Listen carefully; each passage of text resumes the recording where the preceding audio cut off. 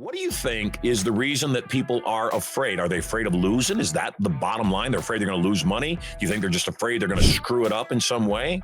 Because, I mean, you show so many examples, so much validation that it works.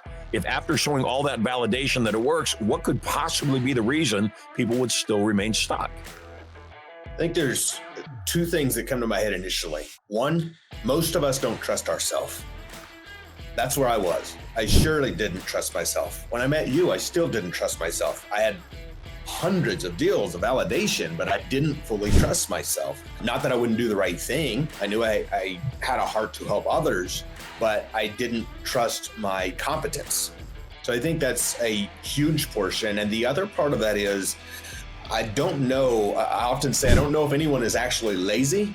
I think a lot of people lack clarity and mission.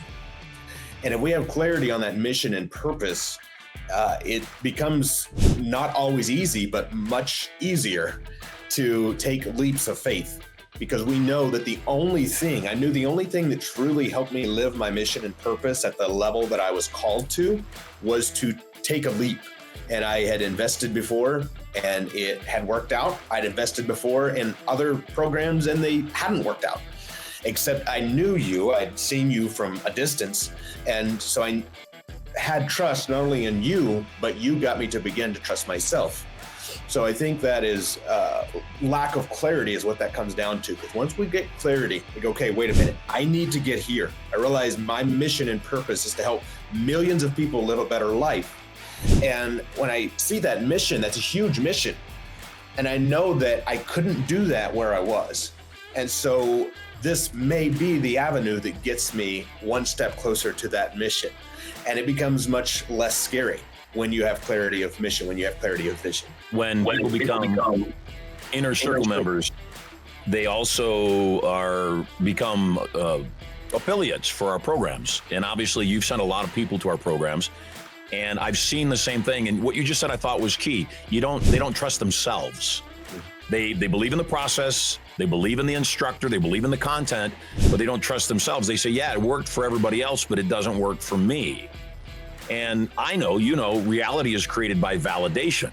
And so, yeah, the fact of the matter is they don't swing the bat, they're not going to win. Guaranteed loss. If they swing the bat, possible win, not guaranteed win.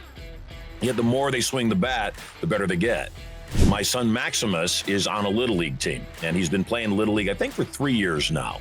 And for the last 3 years, every year, his team sucked. His teams were really bad. I mean, the kids were really bad. It was like the Bad News Bears all over again.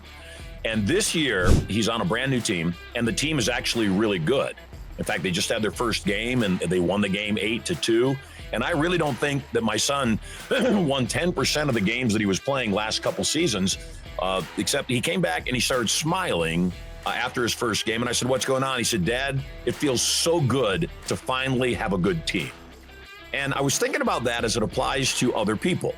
And I think that that's the thing that, for me at least, has allowed me to win. I've got phenomenal teams.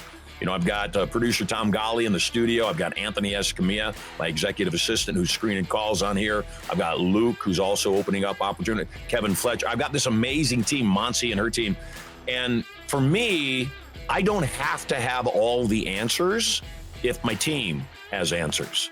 And obviously, you and I spent a lot of time together. Last night, we got a chance to see a very cool show called Jersey Boys. And I thought that was great. One of the things that I've always admired about people that work in teams, whether it's a rock and roll band or it's a baseball team. My whole career has been built on being a solo performer. And I have a certain level of envy for people that really work extremely well with teams. And I've realized that was one of my Achilles heels, that I needed to figure out how to be better working with my team.